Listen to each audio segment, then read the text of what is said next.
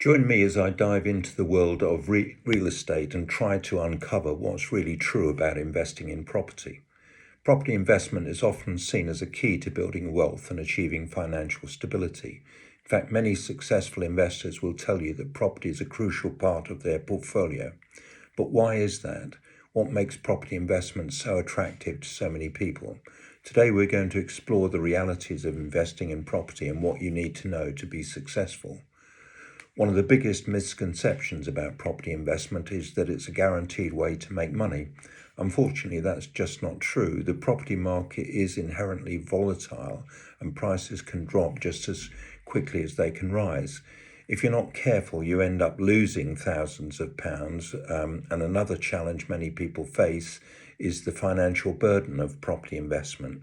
From mortgages to maintenance, the costs can quickly add up and it's easy to get in over your head. Many people also think that property investing is only for the wealthy, that you need to have a lot of money to get started. But the truth is, there are many ways to invest in property, even on a budget.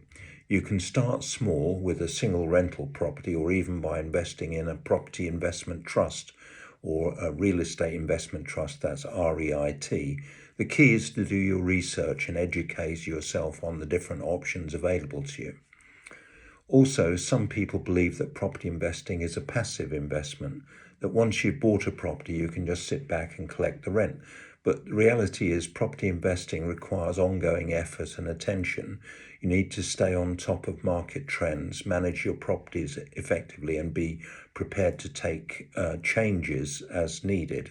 It's not set and forget. That type of investment. For example, buy-to-lets no longer work usually as a good return on investment because the taxation rules changed and you can't get mortgage interest relief.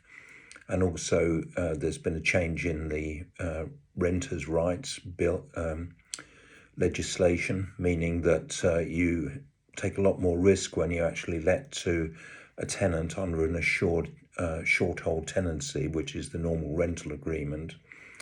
Whereas if you look at houses of multiple occupation or serviced accommodation, these are higher cash flowing property types.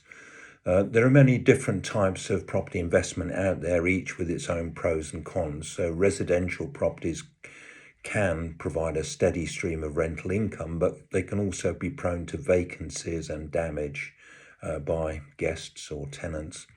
Commercial properties, on the other hand, can offer higher returns, but they often require more capital up front. And then there are rental properties which can provide a steady income, but also come with the headache of dealing with the tenants or guests if you're dealing with serviced accommodation or holiday lets.